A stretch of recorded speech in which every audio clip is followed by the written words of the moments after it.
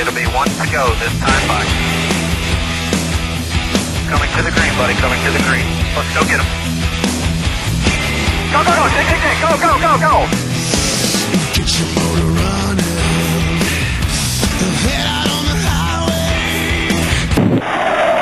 highway. I was really excited to just get out there and practice and see what it's going to be like. And it seemed to go pretty good right off the trailer, so car handled pretty good. And, you know, we tried some different things, and it kind of handled a lot like my Busch car, or my Nationwide car, going, you know, as far as the attitude of the car, you know, I go a little loose, a little tight.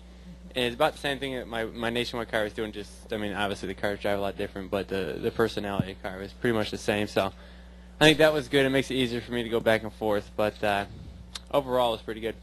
Sounds good. Let's take questions. Please state your name and affiliation. For Joey's benefit, we'll go Ben back there first, then we'll come to Ed Hinton.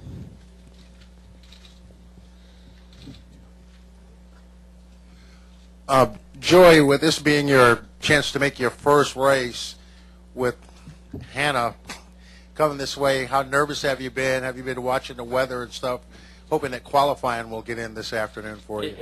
Yeah, I really hope it don't rain. That would suck a lot, but you know, I think our car is pretty good, so I think that's good. But you know, it's something I really can't control. You know, I mean, I can't change the weather, so I just kind of go with that. I don't really, I didn't really look at it too much. I've heard a lot about it, and I didn't hear too good, so I don't really want to hear a whole bunch.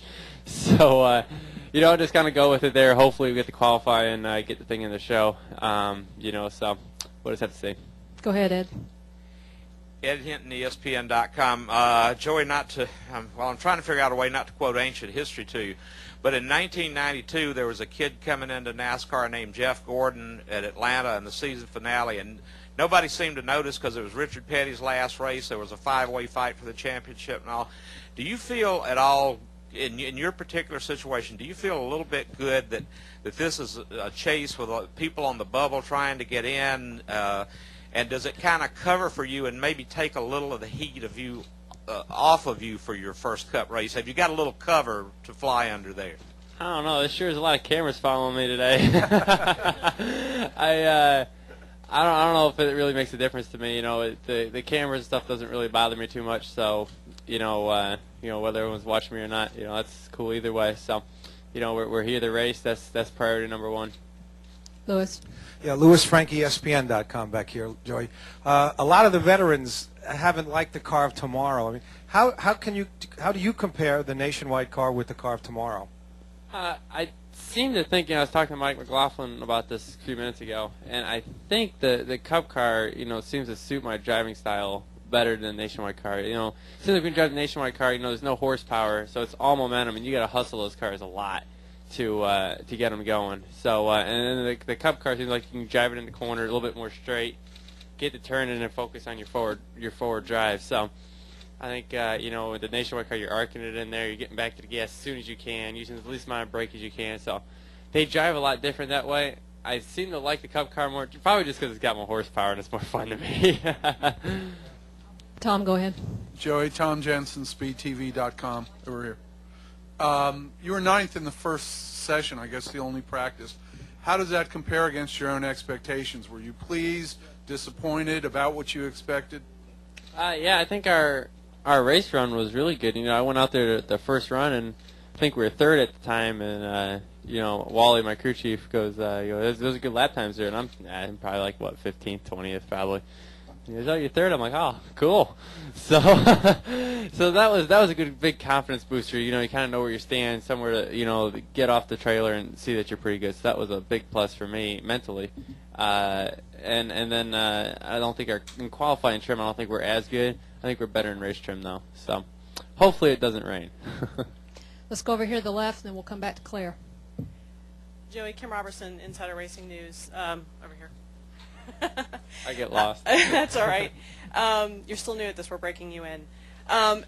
With the crew that you have here, being your ARCA, that's your ARCA crew, from what I understand. How are you? What's the makeup of the crew that you have here, and how are you meshing to get into the Cup side of everything? Is it working out like you had hopes? Are you working on some bumps, or is it going smoothly?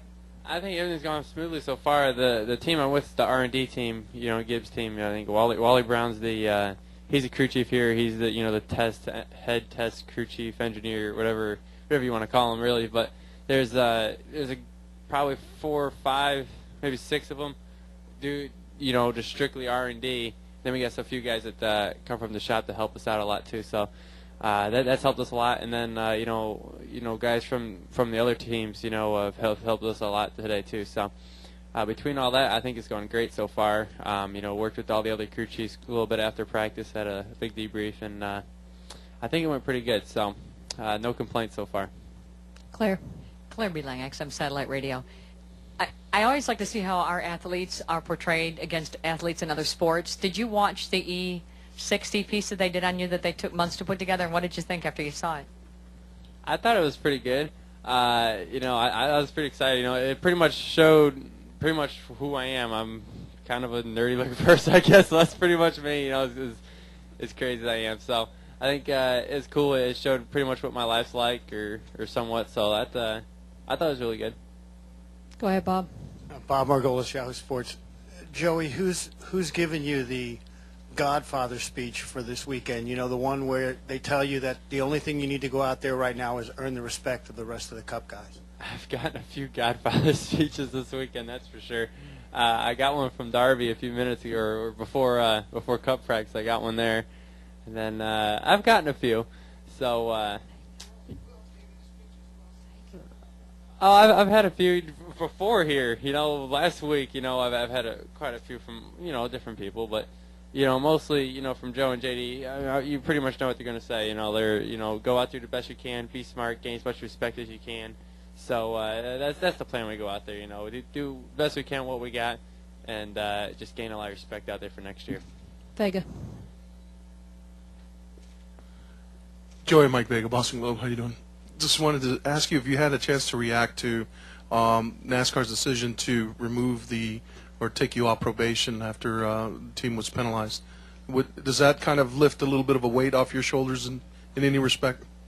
Yeah, I think it's a good thing that I'm off probation now. I don't think, I guess technically I never was on probation, I think. So, I guess it takes a little bit off.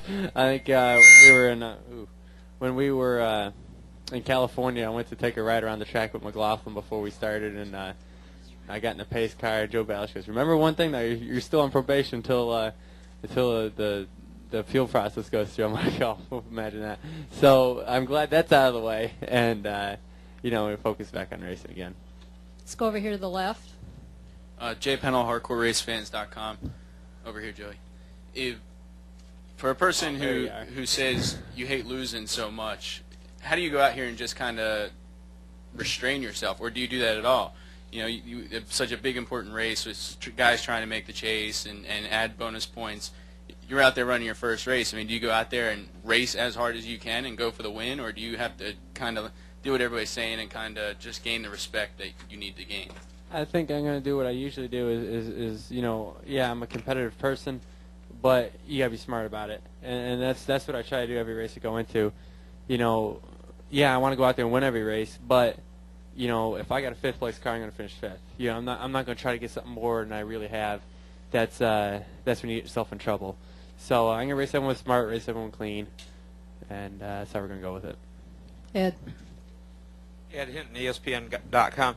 Joey, driving your nationwide races, it seems like as smooth as you've been and everything, it hasn't phased you the least little bit. Who's running right up behind you or outside you or around you or whatever. When you get into this league now, is it even going to cross your mind? Are you going to say, ooh, there comes Jeff Gordon in my mirror, or here's Jimmy Johnson outside me, or here's Kyle Busch I'm coming up on? Does that even cross your mind, or are you just secure in your own deal that you're just thinking about that and you don't even think about who these people are around you? Yes and no for that answer. I mean, it's sometimes you're like, oh, well, you're racing against the best of the best out here. You see, oh, there's Jeff Gordon, there's Mark Martin. All the guys you looked at as a kid growing up, actually be on the same racetrack and racing with them. That's a big deal. Or at least it is for me. So I mean, I think, you think about it sometimes, but the same time, you can't let it bother you. You know, I mean, you got to race them the same way, you know, you would race anyone else. I mean, you got to be smart about it, but, you know, you still got to race them.